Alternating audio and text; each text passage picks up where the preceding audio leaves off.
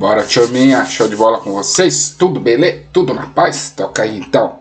Eu me chamo Ivan, você está no canal Quem Pergunta Enriquece. Muito prazer, seja bem-vindo ao nosso canal. Eu estou muito feliz pela sua vida, pela sua atenção, por este momento, tá certo? Aproveite esse canal, ele é totalmente voltado ao desenvolvimento humano, ao desenvolvimento das pessoas, principalmente na educação financeira das pessoas. Juntos nós vamos descobrir um mundo de possibilidades através das perguntas, porque eu acredito que as perguntas podem transformar você, a mim e ou qualquer outra pessoa, tá certo? E se você quer descobrir como as perguntas podem te ajudar, vem comigo, eu vou te explicar o que significa esse projeto, qual que é o objetivo desse projeto, qual que é o objetivo desse canal, qual que é o meu objetivo, né? O meu objetivo é enriquecer através das perguntas, porque eu acredito que isso é possível. Por que o canal existe, por que esse projeto existe, por que eu estou fazendo isso? Para inspirar e ensinar as pessoas como acessar os códigos da riqueza através das perguntas. Mostrar para vocês que a pergunta é uma ótima ferramenta para isso, tá certo?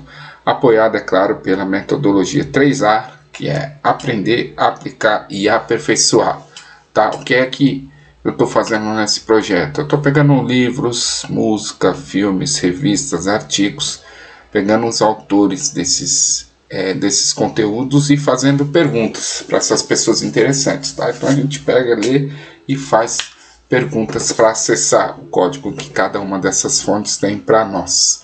Como eu vou conduzir, como eu estou conduzindo, é fazendo perguntas, né? Lendo, assistindo, analisando, perguntando, e depois eu compartilho todo esse processo aqui com pessoas interessadas assim como você.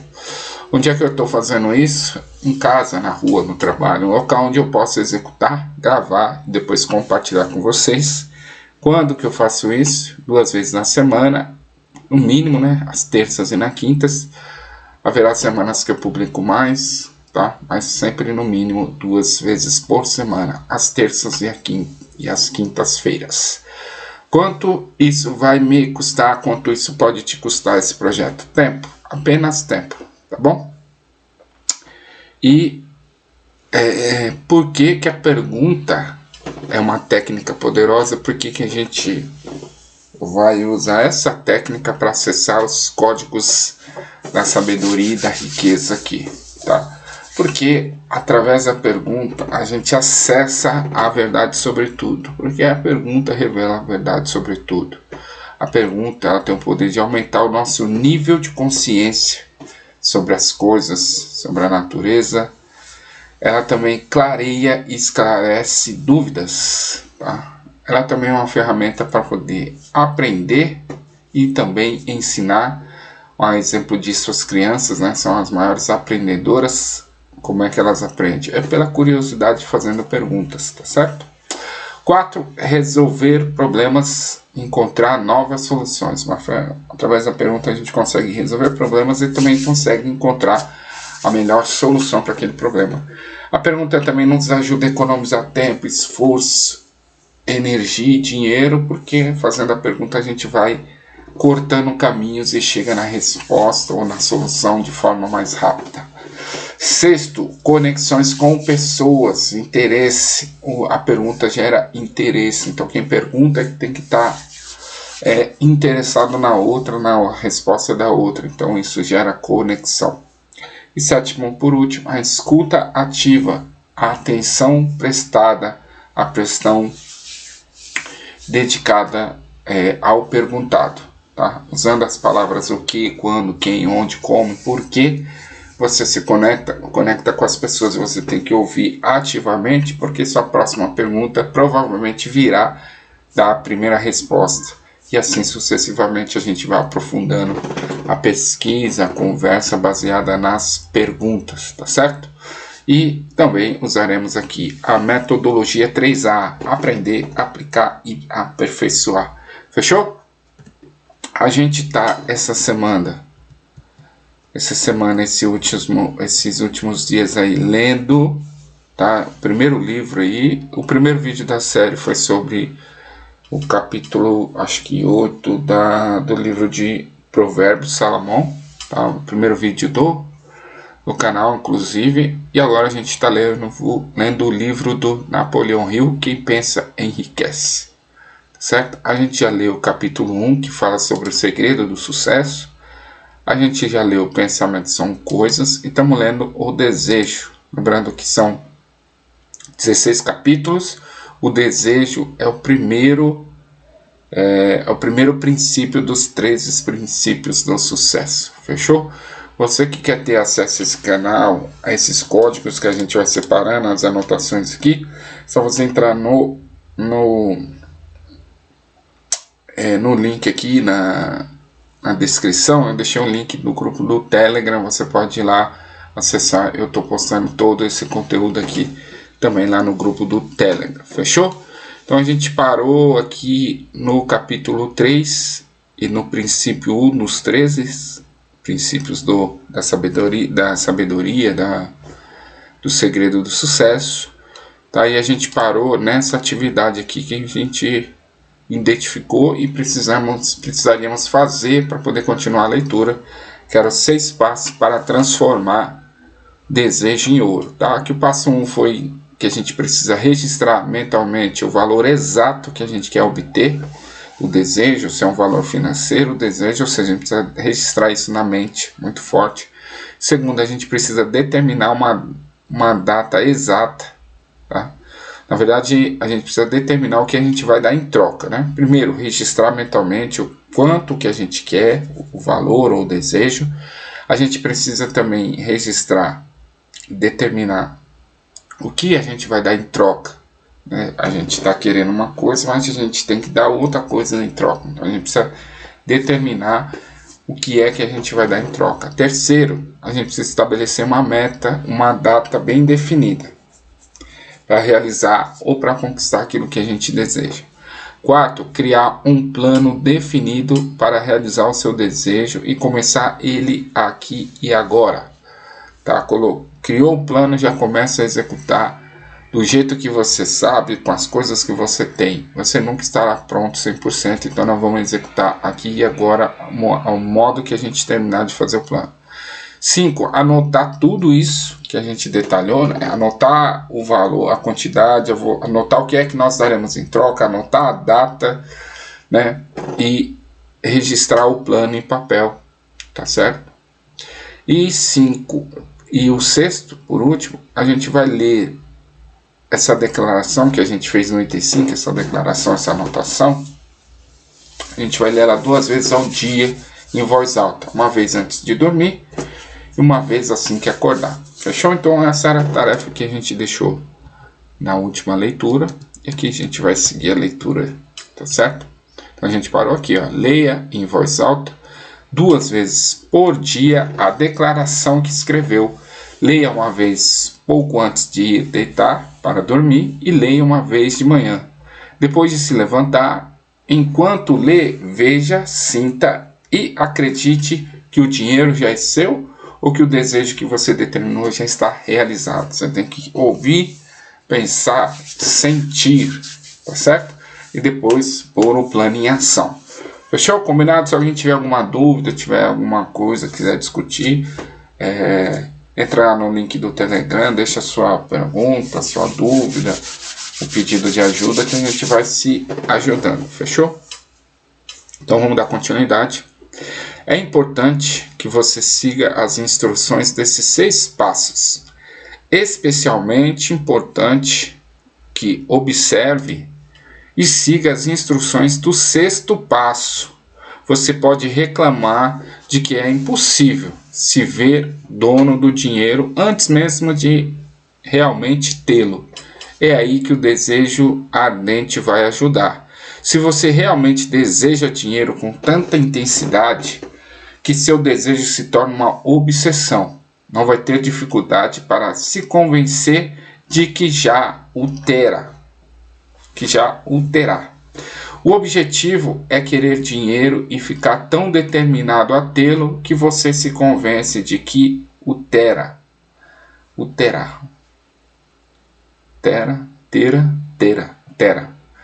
Já o terá. Se você não estudou o funcionamento da mente humana, estas instruções podem parecer impraticáveis. Pode ser útil saber que a informação que ela transmite me foi dada por Andrew Carnegie, que se tornou um dos homens mais bem-sucedidos na história norte-americana.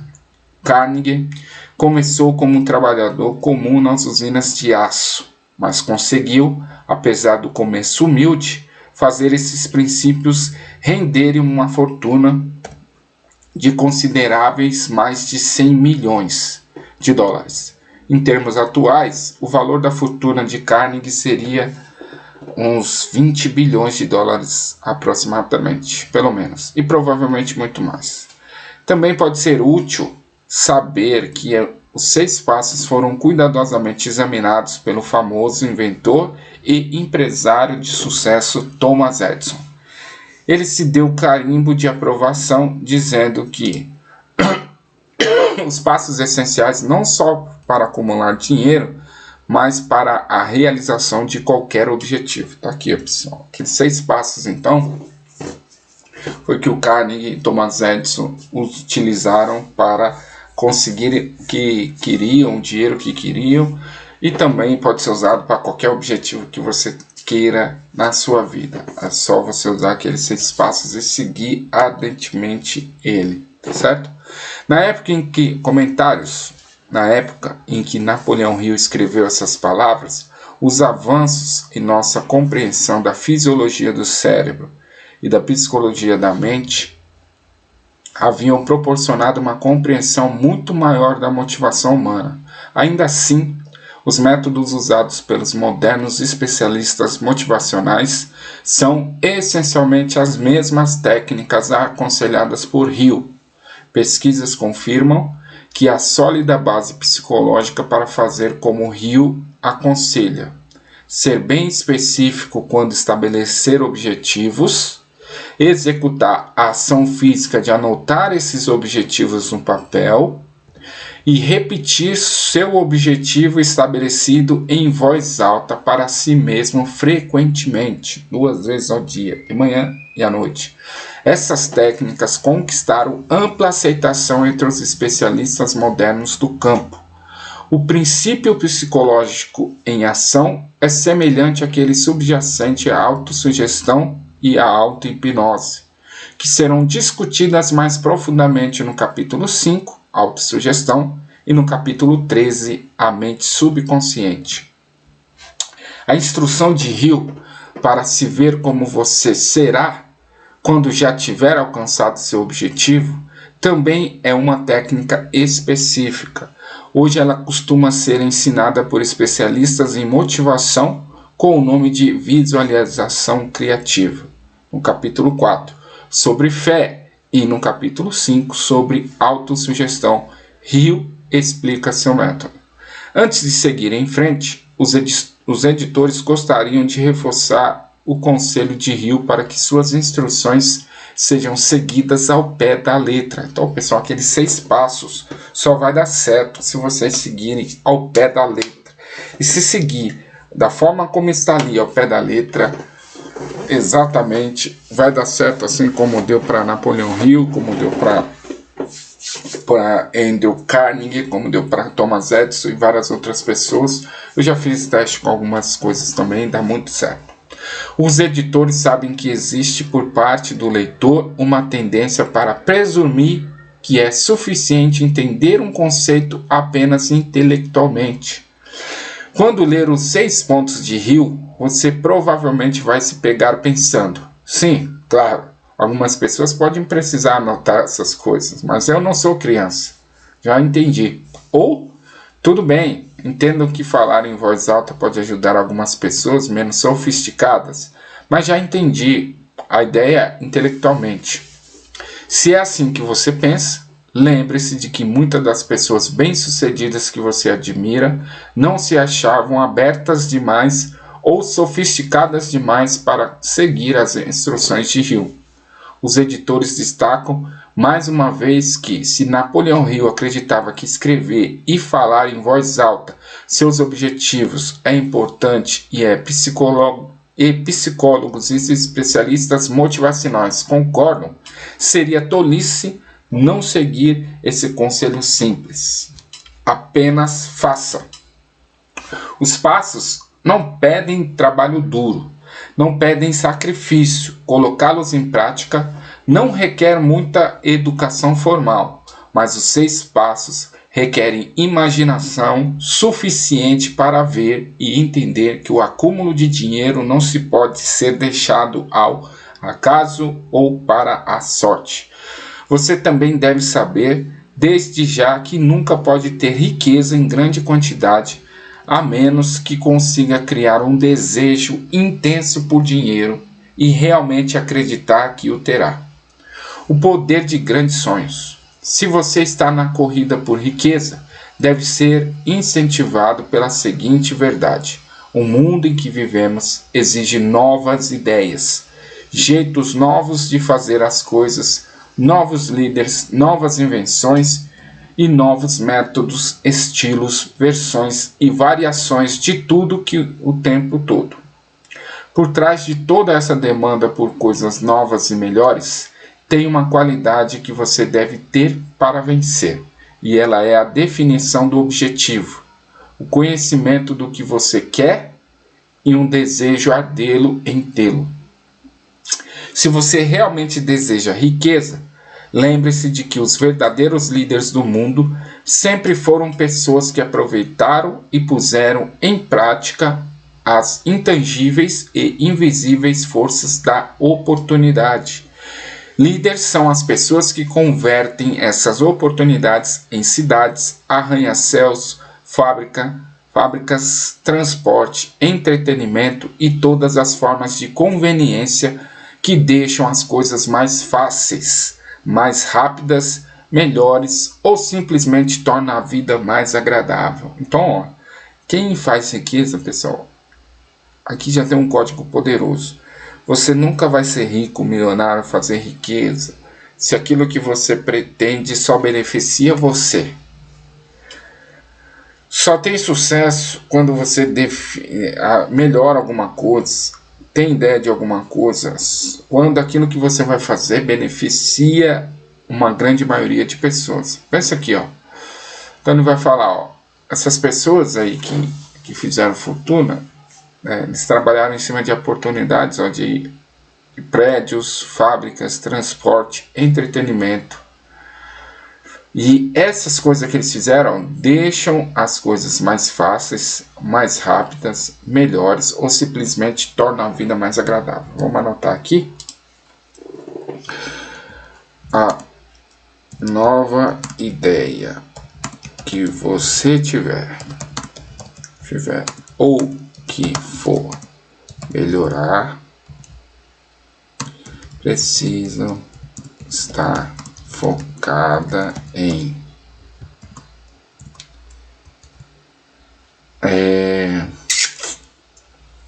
deixar as coisas mais fáceis, estar focada em facilidade,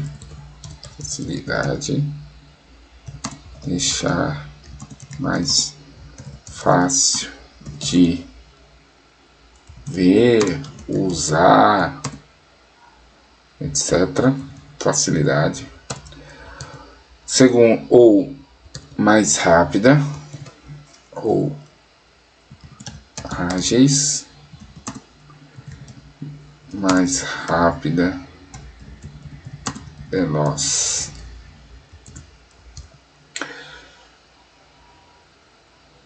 Ou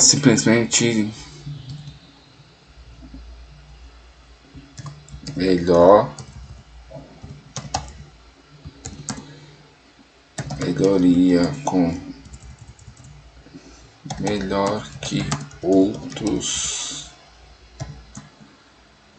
ou melhor que o antigo, né? E tornar a vida mais agradável. Tornar uma vida mais agradável. Vou colocar mais uma aqui, ó. Resolver uma dor das pessoas. Resolver um grande problema da população. Você imaginou o quanto de dinheiro esses caras que desenvolveram a vacina aí da Covid-19 ganharam? Então, pessoal, você pensa nisso aqui, ó. Já vamos ser objetivo rápido, ligeiro e rasteiro aqui para você entender uma coisa. As maiores empresas hoje que a gente vê.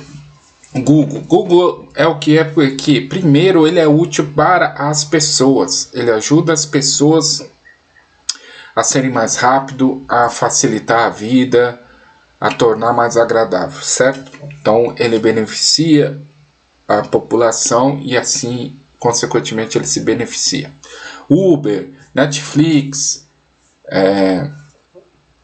Amazon, todos esses caras, primeiro, eles precisam beneficiar outras pessoas para depois se beneficiar. É assim que vai dar certo, tá bom?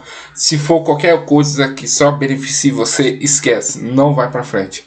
Enquanto seu foco só foi ganhar dinheiro, você não vai ganhar dinheiro. Você só vai ganhar dinheiro quando você desenvolver uma solução que vai ajudar as pessoas. Ajudar em tornar fácil alguma coisa, ajudar em ser mais rápido, ajudar em ser melhor do que o modelo que já tinha, que vai tornar a vida das pessoas mais agradável, ou ela tem uma dor terrível de alguma coisa, precisa de uma solução para aquele problema. É só dessa forma que você vai enriquecer. Fechou? Sendo bem direto e objetivo aqui. Ao traçar planos para adquirir sua cota de riqueza, não se deixe diminuir por ninguém por ser um sonhador. Para ganhar o grande prêmio nesse mundo em transformação, você precisa pegar o espírito dos grandes pioneiros, cujos sonhos deram à civilização tudo que ela tem de valor. Ou seja, o que você tem que criar tem que ter valor. Vou até pôr aqui, ó. O que você criar precisa ter valor para as pessoas. Ok? Precisa ter valor. Se não tiver valor, não vai.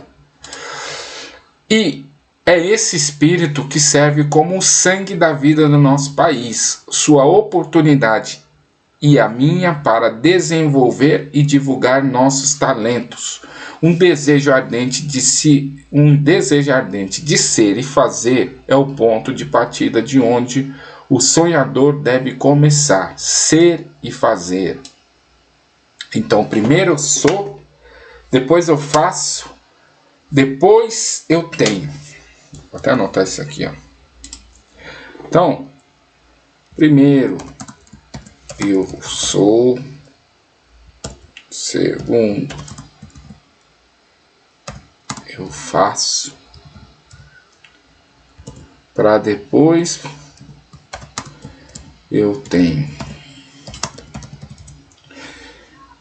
E esse fazer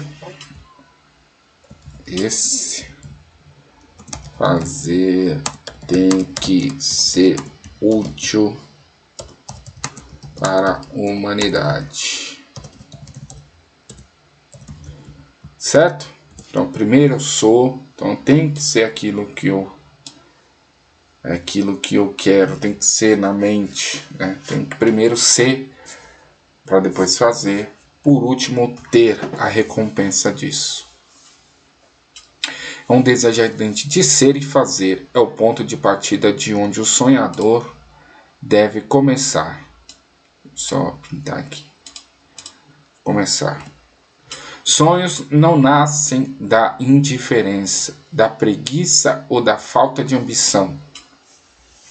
Se o que você deseja fazer é certo e você acredita nisso, vá em frente e faça.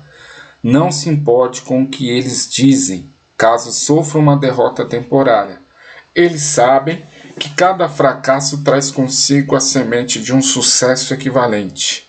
Marconi sonhou com um sistema para enviar o som de um lugar a outro sem o uso de cabos.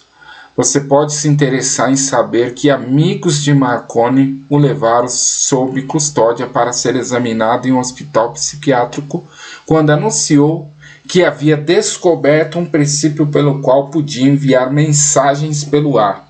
Evidências de que ele não sonhou em vão podem ser encontradas em todos os rádios e aparelhos de televisão, telefones celulares, satélites de comunicação e outros equipamentos sem fio do mundo. Felizmente, os sonhadores de hoje vivem melhor. Hoje o mundo é cheio de oportunidades que os sonhadores do passado nunca conheceram. Se você duvida disso, se está se sentindo destruído por um fracasso recente, vai descobrir em breve como esse fracasso pode ser seu bem mais valioso. Quase todo mundo que alcança o sucesso na vida começa mal e passa por muitas dificuldades dolorosas antes de chegar lá. Um grande exemplo desse é Neymar. Eu lembro Steve Jobs, que começou na garagem, o Jeff Bezos, que começou também na garagem. Então tudo, pessoal, começa pequeno e começa dolorido e parece que a vida bate, testa para ver se aquele desejo é ardente mesmo, e você vai enfrentar todos os nãos e obstáculos que a vida te colocará. O ponto de transformação na vida daqueles que alcançaram o sucesso normalmente acontece no momento de alguma crise. Aqui está um grande código aqui, ó. Aquilo que você vai acontecer, aquilo que você está pretendendo fazer vai ter que passar por uma crise, né? Pela qual são apresentados ao seu outro eu. Comentário. O conceito de Napoleão Hill de outro eu é mencionado em outro trecho do livro, mas ele não se estende nos comentários. A seguinte elaboração é extraída de seus textos posteriores. Você tem pensado apenas em suas perdas e mais nada. Quanto mais se concentrar nelas, mais atrai outras perdas. Pare de pensar nelas e decida se beneficiar de sua experiência.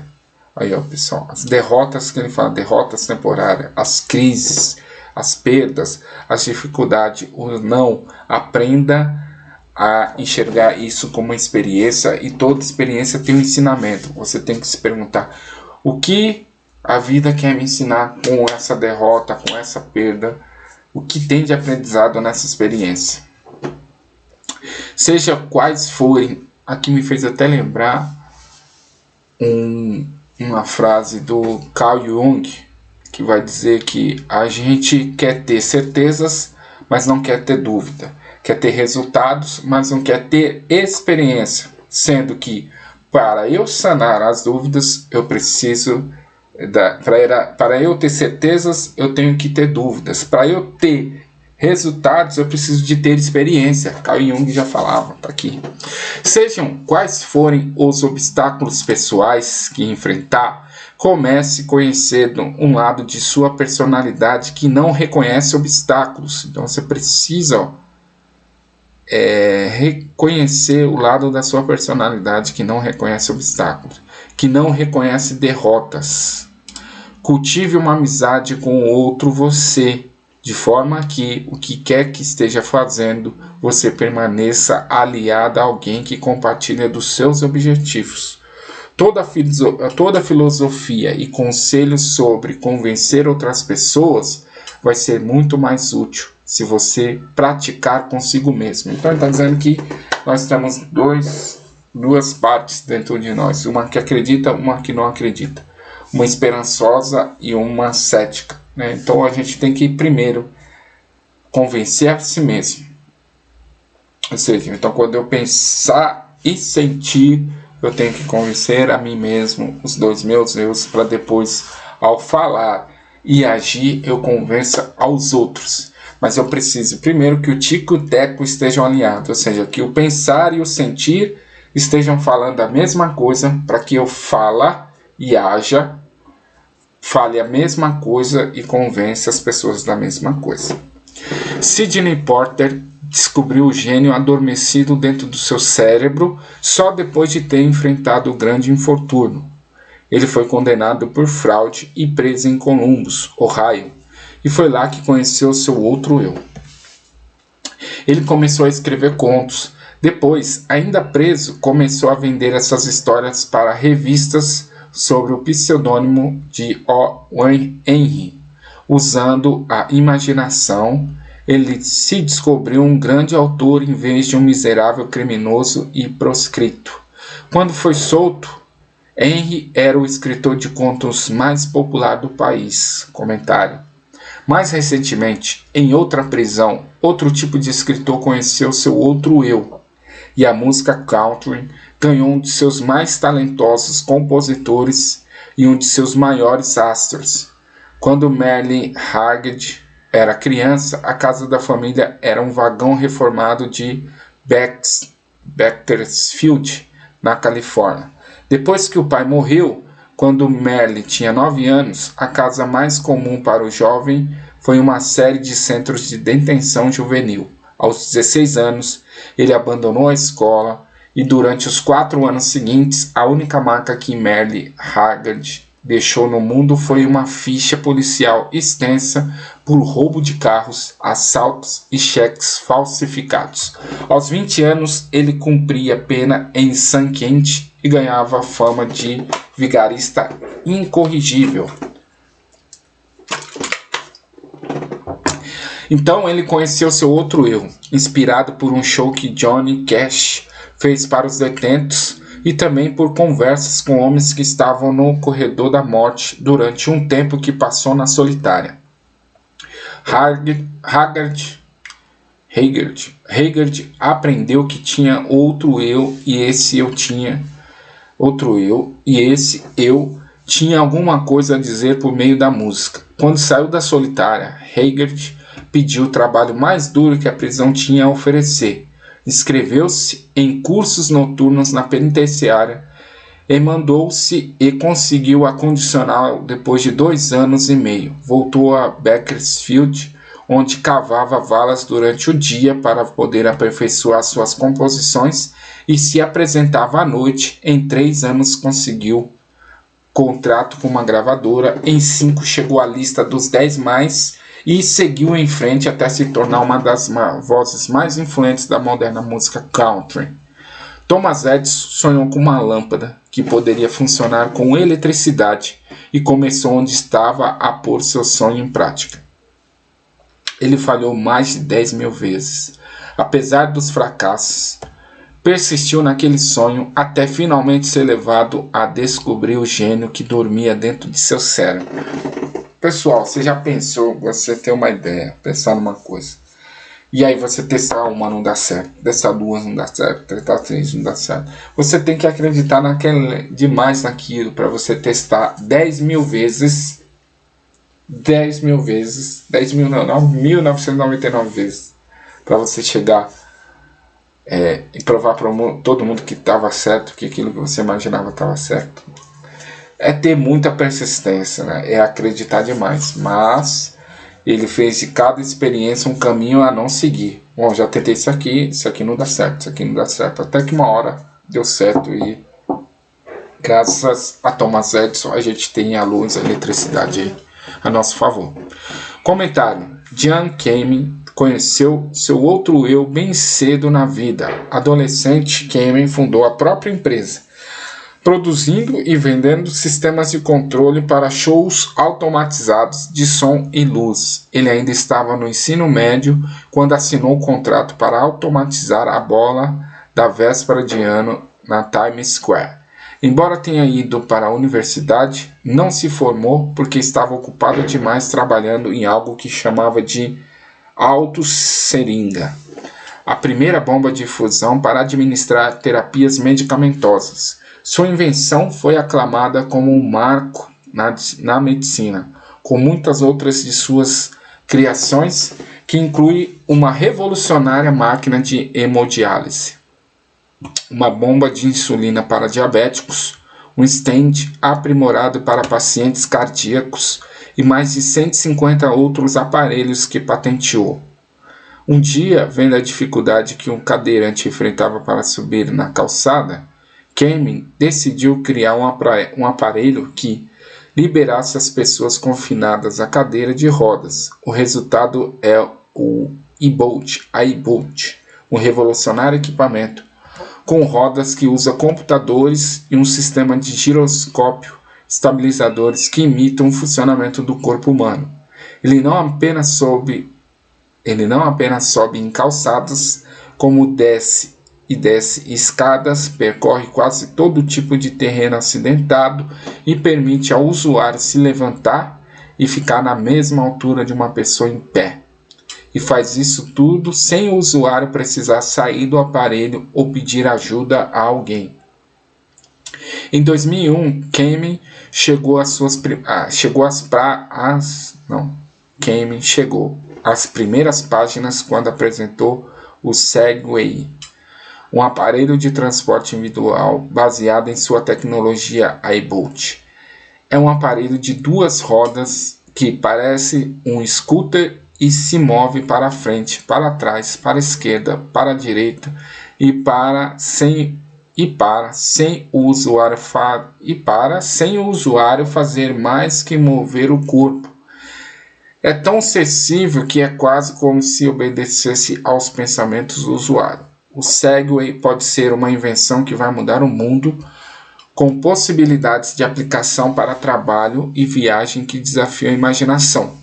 Enquanto escrevemos, o Segway já é utilizado para movimentação em grandes galpões e está sendo testado por departamentos de polícia e funcionários do correio.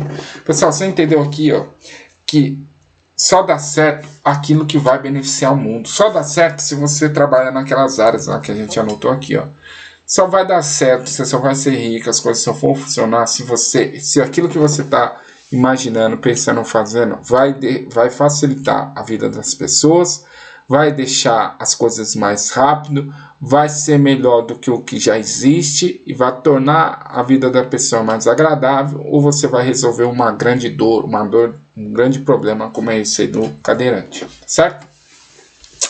Enquanto o Departamento de Trânsito e a Prefeitura debatem sobre se o Segway deve andar na rua ou na calçada, Jian Kamen já teve um novo sonho. Dessa vez o sonho é uma invenção que pode literalmente levar luz a alguns dos recantos mais escuros da Terra. Kamen desenvolveu um gerador elétrico não poluente que pode usar quase qualquer coisa como combustível. Mas o mais extraordinário é que ele criou um revolucionário sistema fechado, de forma que o aquecimento do motor é usado para purificar 37 litros de água potável por hora. Essa incrível invenção pode levar água potável a regiões do mundo onde a água é contaminada, mata milhões e, ao mesmo tempo, fornecer uma fonte de energia elétrica barata e confiável. Veja só, pessoal, tá vendo? É um cara que tem a mente só para resolver problemas, tornar a vida das pessoas mais agradável, melhor. Jian Kamen não é um acadêmico escondido em algum laboratório por aí. Kamen é um inventor, mas como Thomas Edison, também é um empreendedor e homem de negócios, criando e comercializando equipamentos que estão mudando a percepção pública do que é um inventor.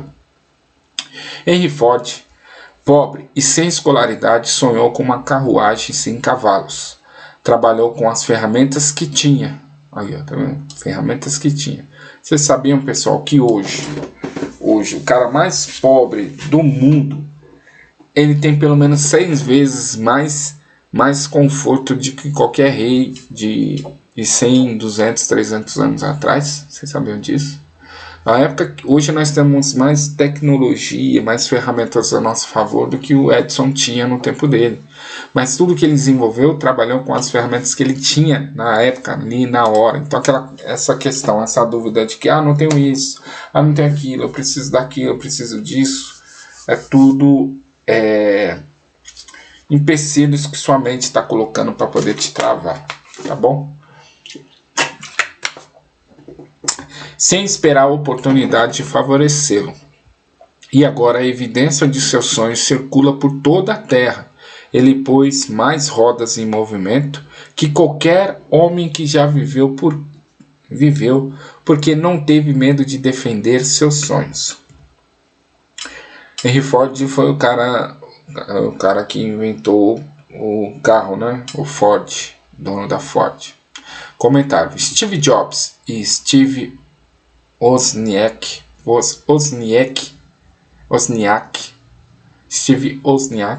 dois desistentes da universidade, sonharam produzir e vender computadores que a pessoa comum pudesse usar.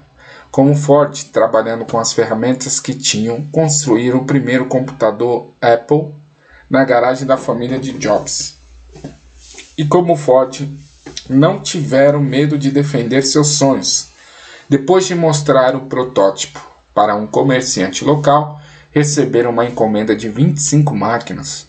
Jobs vendeu seu Volkswagen e Voss vendeu sua calculadora científica da HP para levantar 1,3 mil e começar a nova empresa.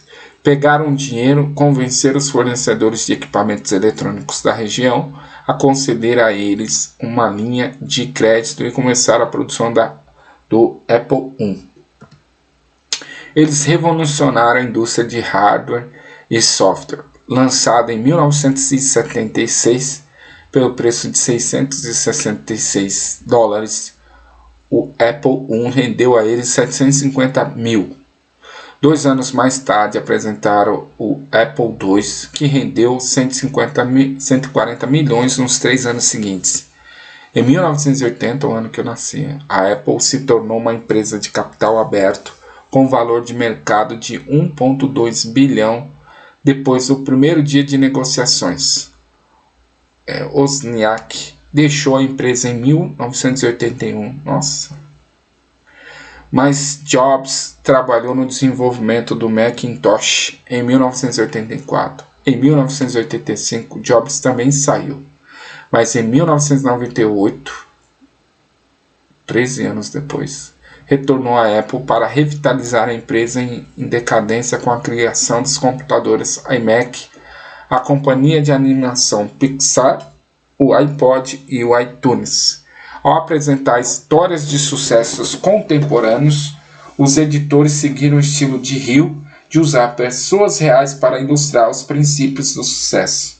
Mas Napoleão Hill teve um raro privilégio. Diferentemente de qualquer um antes ou depois dele, teve a oportunidade de conhecer pessoalmente as pessoas mais poderosas e bem-sucedidas e descobrir que sonhos a inspiram, que obstáculos enfrentaram e como encontraram coragem para superar seus fracassos.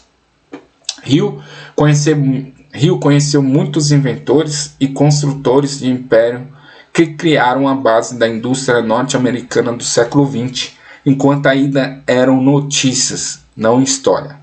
Então, por mais de 25 anos, estudou os hábitos e descobriu os segredos das gerações seguintes, as que construíram sobre as bases, forjaram novas indústrias, criaram novos sistemas e sonharam os novos sonhos.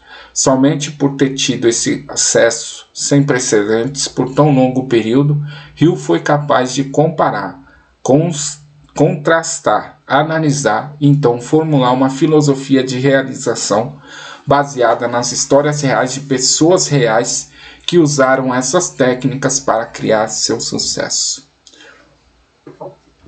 Uma água aqui. Quem pensa enriquece revolucionou a literatura de autoajuda e até hoje é a régua que mede toda a literatura motivacional. Seu sucesso também ajudou a criar um mercado para as milhares de biografias de negócios que contam com detalhes como os sonhos nasceram, planos foram feitos, frustrações foram encaradas e triunfos foram alcançados em cada setor dos negócios modernos. E por essa razão de informação, e por essa riqueza de informação, está agora disponível com pouco mais que um clique do mouse. Você pode ler, ouvir ou ver os maiores empreendedores e os mais bem-sucedidos CEOs atuais confirmando com as próprias palavras a verdade básica por trás de cada um dos princípios que Napoleão Hill explica nesse livro. Os produtos ou serviços que eles vendem podem ser diferentes. Os produtos ou serviços que eles vendem podem ser diferentes, mas a história de sucesso é a mesma. Sonhos seguidos de fracassos, seguido de lições aprendidas, depois sucesso. Olha aí, ó. Sonhos seguidos de fracasso, então haverá fracasso. Lições que foram aprendidas. Fracasso.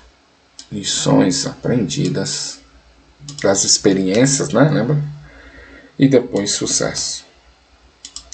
Para cada Henry Ford, Thomas Edison ou Henry, que Napoleão Hill cita para comprovar um argumento, existe hoje um Steve Jobs, um J. Kamen ou um Merle Haggard, provando que os argumentos de Hill ainda são válidos.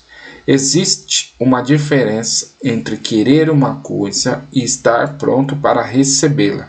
Ninguém está pronto para alguma coisa até acreditar que pode tê-la. Então, estar pronto é, antes de tudo, acreditar.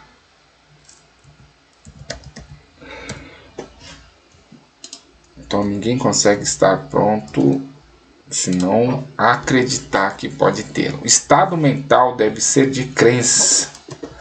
Estado mental de crença. Mental de crença. O estado mental de crença deve ser de crença, não só de esperança ou vontade. A mente aberta é essencial para acreditar. Mentes fechadas não inspiram fé, coragem e crença. Lembre-se, não é necessário mais esforço para querer muito da vida, buscar abundância e prosperidade do que para aceitar infelicidade e pobreza. Um grande poeta afirmou corretamente essa verdade universal em seus versos. Barganhei com a vida por 1 centavo, e a vida não quis me pagar mais. Por mais que eu implorasse à noite, quando contei meu ganho escasso. Porque a vida é um patrão justo, ela dá o que você pede, mas depois que você fixou o salário, tem que enfrentar a tarefa. Trabalhei por um salário baixo, só para aprender desanimado, que qualquer salário que tivesse pedido à vida, a vida teria pago de bom grado. Pago de bom grado. Então temos que ter cuidado com o que a gente pede, né? A vida dá o que a gente pede, temos que saber pedir. O desejo é mais astuto que a mãe natureza. Como um clímax adequado para este capítulo, quero apresentar uma das pessoas mais incomuns que já conheci. Eu o vi pela primeira vez alguns minutos depois de ele nascer. Ele veio ao mundo sem nenhum sinal físico de orelhas. Quando pressionado para emitir uma opinião, o médico concluiu que a criança poderia ser surda e muda para sempre. Eu constatei a opinião do médico. Eu contestei a opinião do médico. Tinha esse direito, eu era o pai da criança. Também cheguei a uma decisão, mas expressei minha opinião silenciosamente, no sigilo do meu coração. Em minha mente, eu sabia que meu filho ia falar e ouvir. Como? Tinha certeza de que havia um jeito e sabia que o encontraria. Pensei nas palavras do imortal Emerson. Todo o curso das coisas vai nos ensinar a fé. Só precisamos obedecer. Existe orientação para cada um de nós e, escutando com humildade, ouviremos a palavra certa. A palavra certa? Desejo. Mais que qualquer coisa, desejei que meu filho não fosse surdo e incapaz de falar. Desse jeito nunca me afastei, nem por um segundo. O que eu poderia fazer em relação a isso? de algum jeito, encontraria um caminho para transplantar para a mente daquela criança meu desejo por maneiras de transmitir som para seu cérebro sem a ajuda de orelhas. Assim que a criança crescesse o suficiente para cooperar, eu encheria sua mente tão completamente com um desejo ardente de ouvir que a natureza traduziria esse desejo em realidade física por métodos próprios. Tudo aconteceu dentro da minha cabeça, mas não contei para ninguém. Todos os dias renovava o juramento que tinha feito a mim mesmo, o de que meu filho não seria surdo. Quando ele ficou mais velho e começou a notar as coisas à sua volta, observamos que tinha um pequeno grau de audição. Quando chegou a idade em que as crianças normalmente começam a falar, ele não fez tentativa nenhuma, mas podíamos perceber por suas atitudes que ele ouvia ligeiramente certos sons. Isso era tudo de que eu precisava saber. Estava convencido de que, se ele podia ouvir, mesmo que ligeiramente, podia desenvolver uma capacidade auditiva ainda maior. Então aconteceu uma coisa que me deu esperança, algo que veio de uma fonte inteiramente inesperada. Compramos um fonógrafo. Quando a criança ouviu música pela primeira vez, entrou em êxtase. Ele se apropriou prontamente da máquina. Em uma ocasião, tocou um disco por quase 2 horas parado na frente do fonógrafo, com os dentes comprimidos à beira da caixa.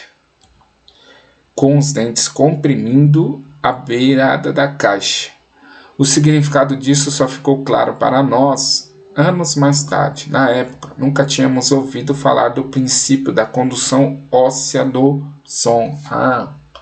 Então ele ouviu com os dentes da mesa, que ele ouvia através do toque. Entendi agora. Pouco depois de ele ter se apropriado do fonógrafo, descobri que ele podia me ouvir claramente quando eu, com os lábios, tocava o osso mastoide na base do crânio. Determinado que ele podia ouvir o som de minha voz, comecei imediatamente a transferir para sua mente o desejo de ouvir e falar. Quando descobri que meu filho gostava de ouvir histórias antes de dormir, comecei a criar histórias destinadas a desenvolver nele a autoconfiança, a imaginação e um forte desejo de ouvir. Havia um enredo em particular que eu enfatizava muitas vezes. Cada vez que o contava, dava a ele uma nova e dramática coloração. Essas histórias eram criadas para plantar em sua mente o pensamento de que sua aflição não era uma deficiência, mas um bem de grande valor. Como resultado de meus estudos e de minha experiência pessoal, eu acreditava firmemente que toda adversidade traz com ela a semente de uma vantagem equivalente. Porém, apesar das minhas crenças, devo confessar que não tinha a menor ideia de como essa incapacidade poderia se tornar um bem. Ele ganhou um novo mundo com 6 centavos. Analisando agora essa experiência, consigo ver que a fé de meu filho em mim teve muito a ver com os resultados surpreendentes. Ele não questionava nada do que eu dizia. Vendia a ideia de que ele tinha uma vantagem distinta sobre o irmão mais velho e de que essa vantagem se refletiria de muitos jeitos. Por exemplo, os professores na escola notariam que ele não tinha orelhas e por causa disso dariam atenção especial e o tratariam como bondade extraordinária. E sempre trataram. Também vendi para ele a ideia de que, quando ele tivesse a idade suficiente para vender jornais, seu irmão mais velho já tinha se tornado vendedor de jornais. Teria uma grande vantagem sobre o irmão. Meu raciocínio era que as pessoas pagariam mais por suas mercadorias porque viriam que ele era um garoto brilhante e esforçado, apesar de não ter orelhas. Quando ele tinha uns 7 anos, mostrou a primeira evidência de que meu método de estimulação mental estava dando frutos. Durante vários meses ele implorou pelo privilégio de vender jornais, mas a mãe não permitiu. Finalmente, ele partiu para a ação. Uma tarde, quando ficou sozinho em casa com os empregados, pulou a janela da cozinha e saiu sozinho. Pegou 6 centavos emprestados num sapateiro vizinho e investiu o dinheiro em jornais para vender. Pegou o dinheiro que ganhou, reinvestiu em mais jornais e repetiu o processo até a noite. Depois de fazer as contas e devolver os 6 centavos ao seu banqueiro, ele descobriu que tinha lucrado 42 centavos. Quando chegamos em casa à noite, o encontramos adormecido na cama, com o dinheiro bem preso na mão fechada. A mãe abriu sua mão, pegou as moedas e chorou. Imagine, acho que ele chorou pela primeira vitória do filho. Acho que ela chorou pela primeira vitória do filho. Minha reação foi oposta. Eu ri porque soube que a empreitada de plantar na mente de meu filho uma atitude de fé nele mesmo havia dado certo. Eu tô emocionado, fiquei emocionado agora.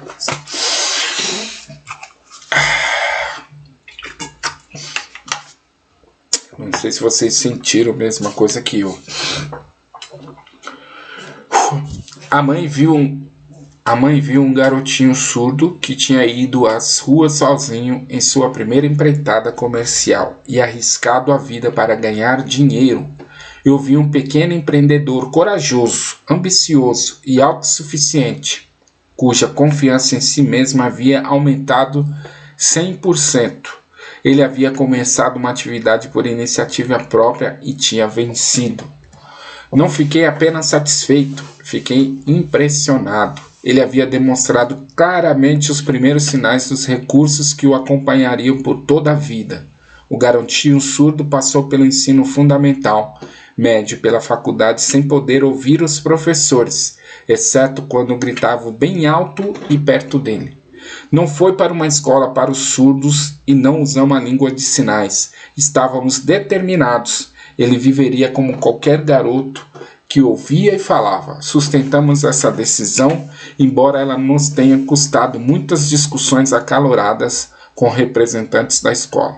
Quando estava no ensino médio, ele experimentou um aparelho auditivo que não teve valor nenhum em seu caso. Durante a última semana na faculdade, aconteceu uma coisa que marcou o mais importante momento de transformação em sua vida. Aparentemente, por acaso, ele recebeu outro aparelho auditivo enviado para ser testado. Ele demorou para testá-lo, devido à decepção com um aparelho similar. Finalmente, ele o pegou e, descuidado, colocou na cabeça e ligou a bateria. De repente, como que por mágica, seu eterno desejo de ouvir normalmente se tornou realidade. Pela primeira vez na vida, ele ouvia praticamente tão bem quanto qualquer pessoa com audição normal. Eufórico com o novo mundo mostrado a ele, correu para o telefone, ligou para a mãe e ouviu a voz dela perfeitamente. No dia seguinte, pela primeira vez na vida, ele ouviu com clareza a voz dos professores na sala de aula. Pela primeira vez na vida, podia conversar livremente com outras pessoas sem que elas tivessem que falar alto. De fato, ele se apoderava de um mundo transformado. Seu desejo finalmente rendia frutos, mas a vitória ainda não era completa. Ele ainda precisava encontrar um jeito definido e prático de converter sua incapacidade em um bem equivalente. Pensamento que faz milagres. Intoxicado com a alegria do mundo de sons recém-descoberto, ele escreveu uma carta para o fabricante do aparelho auditivo, descrevendo com entusiasmo sua experiência. Alguma coisa na carta fez a empresa convidá-lo para ir a Nova York. Ele foi levado para visitar a fábrica e, enquanto conversava com seu engenheiro responsável e contava a ele sobre seu mundo modificado, uma ideia ou uma inspiração, chame o que quiser, surgiu em sua cabeça. Foi esse impulso de pensamento que transformou sua incapacidade em bem, um bem que renderia muito dinheiro e muita felicidade para sempre.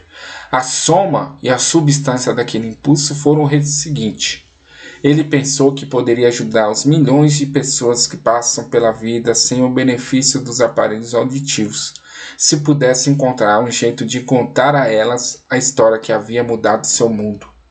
Durante um mês, ele realizou uma pesquisa extensa na qual analisou todo o sistema de marketing do fabricante do aparelho auditivo. Depois criou um plano para alcançar outras pessoas com deficiência auditiva no mundo todo. Compartilhar com elas seu mundo modificado recém-descoberto. Feito isto, escreveu um plano de 2 anos baseado em suas descobertas. Quando apresentou o plano à empresa, foi imediatamente contratado com o objetivo de realizar sua ambição. Quando foi trabalhar, ele nem sonhava que seu destino era levar esperança e alívio prático a milhares de pessoas que, sem sua ajuda, seriam limitadas pela surdez. Eita. Muito forte isso. As coisas só vão dar certo quando elas forem favorecer outras pessoas. Nem tenho dúvida de que Blair seria surdo e mudo a vida toda se a mãe dele e eu não tivéssemos conseguido moldar sua mente como fizemos. Quando plantei em sua mente o desejo de ouvir, falar e viver como outras pessoas, o impulso foi acompanhado de uma estranha influência que fez a natureza se tornar uma construtora de pontes e transpor o golfo de silêncio que existia entre seu cérebro e o mundo exterior. Realmente, um desejo ardente tem meios tortuosos de transmutar em seu equivalente físico. Blair desejou a audição normal. Agora ele a tem. Ele nasceu com um quadro que, naquele tempo, poderia ser facilmente mandado uma pessoa como um desejo. Naquele tempo, poderia ter facilmente mandado uma pessoa com um desejo menos definido para a rua com um monte de lápis e uma canequinha. A mentirinha inocente que plantei em sua mente quando ele era criança, que o levou a acreditar que a deficiência auditiva se tornaria um grande bem. Justificou-se. Estou convencido que não há nada certo ou errado, que a crença mais o desejo ardente não possam concretizar. Essas qualidades são gratuitas para todo mundo. Estou convencido de que não há nada certo ou errado, que a crença mais o desejo ardente não possam concretizar. Qualidades são gratuitas para todo mundo. Comentário. Quando Napoleão Hill estava terminando esse capítulo sobre o desejo, foi noticiada a morte da famosa cantora de ópera Madame Schumann Heink. Um trecho de seu obituário foi considerado por Hill tão apropriado ao assunto deste capítulo que ele se sentiu compelido a comentar como segue. Um parágrafo curto no artigo de jornal sobre a famosa cantora de ópera Madame Schumann Heink dá uma dica do sucesso estupendo dessa mulher em comum. Sinto o parágrafo porque a dica que ele contém não é nada mais que o desejo. No começo de sua carreira, Madame Schumann Heink visitou o diretor da ópera da corte de Viena para que ele testasse sua voz, mas ele não a testou.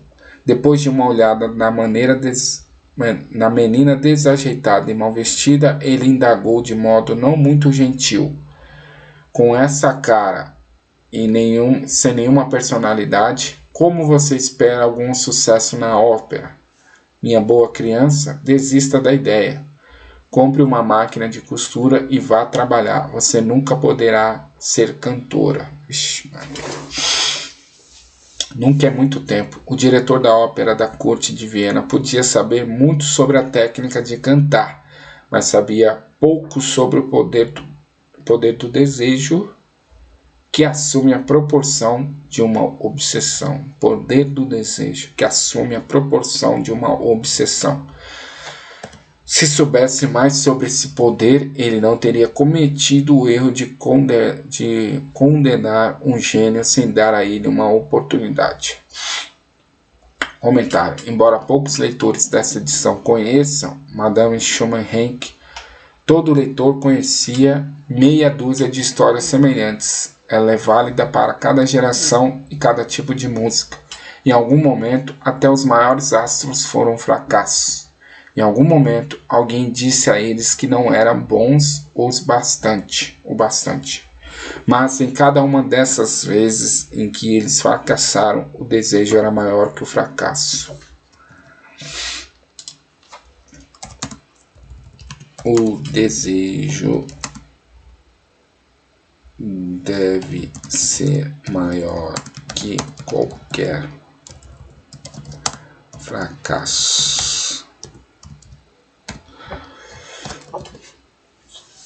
Cada dessas vezes em que eles fracassaram, o desejo era maior que o fracasso. É por isso que você conhece suas histórias, e também é por isso que você nunca ouviu nada sobre milhares de outros artistas que também ouviram alguém dizer que elas não eram bons.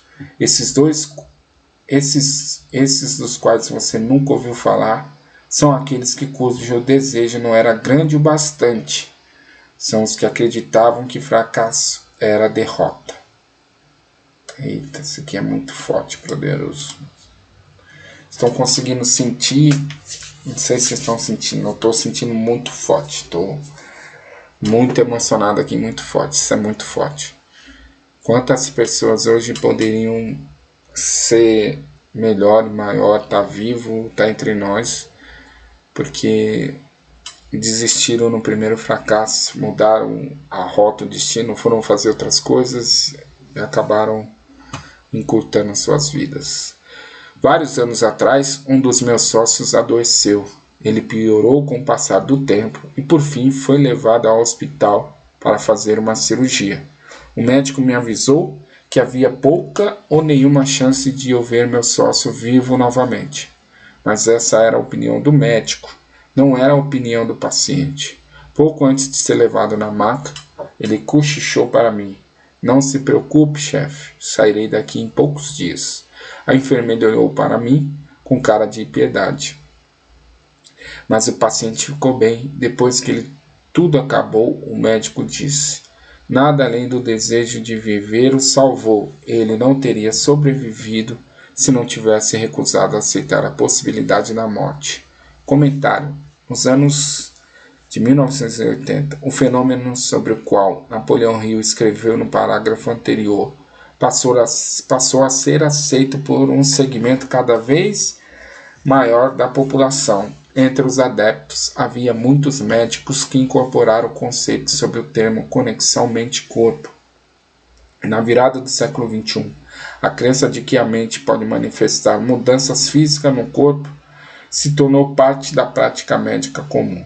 No capítulo 5, Autossugestão, você vai encontrar mais comentários sobre os aspectos médicos de ter um desejo ardente. Eu acredito no poder do desejo respaldado pela fé.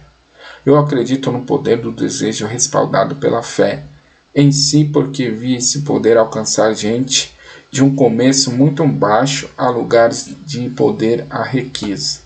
Eu o vi privar sepulturas de suas vítimas. Eu o vi servir de meio pelo qual as pessoas deram a volta por cima depois de uma centena de diferentes derrotas.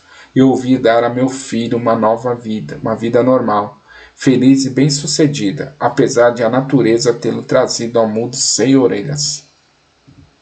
Como você pode comandar e usar o poder do desejo? A primeira parte da resposta é a técnica no começo desse capítulo. Você vai aprender mais no próximo capítulo deste livro e nos seguintes. Por intermédio de algum estranho e poderoso princípio, a natureza embrulha no impulso de um forte desejo aquela coisa que não reconhece a palavra impossível e não aceita a realidade do fracasso. Não há limitações para a mente, exceto aquelas que reconhecemos. E aqui fim do capítulo 3, muito emocionante, desejo. Eu vou anotar aqui. Não há limitações. Não há limitações. Isso é poderoso, pessoal. Não há limitações. Tudo maiúsculo. Não há limitações para a mente, exceto aquelas das que reconhecemos. Eu vou até acrescentar que reconhecemos e aceitamos.